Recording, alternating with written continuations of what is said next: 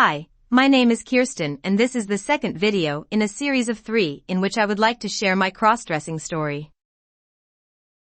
In 1 year, my life changed from repressing cross-dressing feelings to being completely open about it to my wife.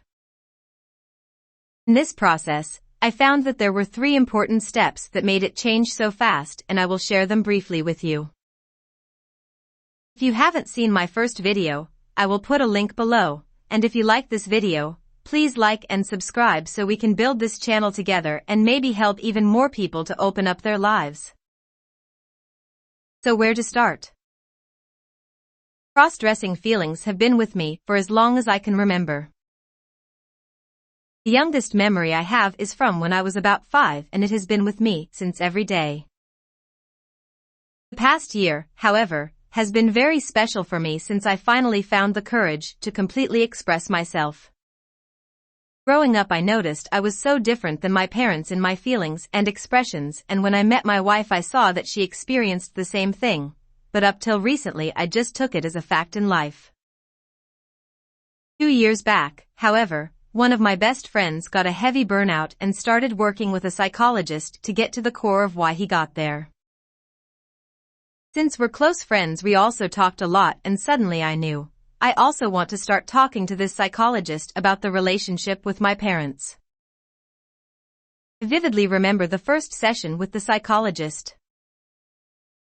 After 5 minutes he stopped my rambling and said, "You seem to be a very kind and warm person, but I don't really believe your polite story about what's going on. There are other things we need to dive into together." He was so right. At the end of the session, and still being polite, I told him about my love for leather and boots and that I had feelings for cross-dressing as long as I can remember, but that I hadn't the urge to really express them. During our next conversations, we found out that wasn't the case at all. It was more about the fact I didn't dare to express myself because of my Christian background and the fear of being rejected by my wife if I expressed these feelings to her. The second important step is that I decided to be completely open about what I discussed in the sessions with the psychologist to my wife, and after a while, she mentioned she could really see me changing. After some sessions she suddenly said to me, "Wouldn't you like to have your own boots if this appears to be so important to you?" I was shocked, but of course, said yes, and then she said, "Let's search together so we both know everything about it." I started to search right away, but there my big feet problem appeared. It was so hard to find nice fashionable boots that I liked. After a long search I found a few options and of course, chose the one with the highest heels. I still have these boots and over time I collected a lot more.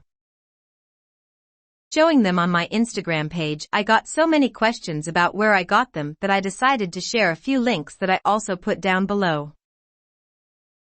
I found very fashionable and affordable boots up to EU size 46, so I hope maybe you can find them too. So what is step 3? The third important step I found was reaching out to other like-minded people. To be able to connect and talk about our feelings made me feel good and gave me so much reassurance that I wasn't the only one. I hope this video will encourage you to make steps in life if you recognize it any other way. If you have any questions or comments, feel free to leave them below and I will try to reply. If you like the video and would love to see more, please like and subscribe and follow me on Instagram or TikTok via the links below.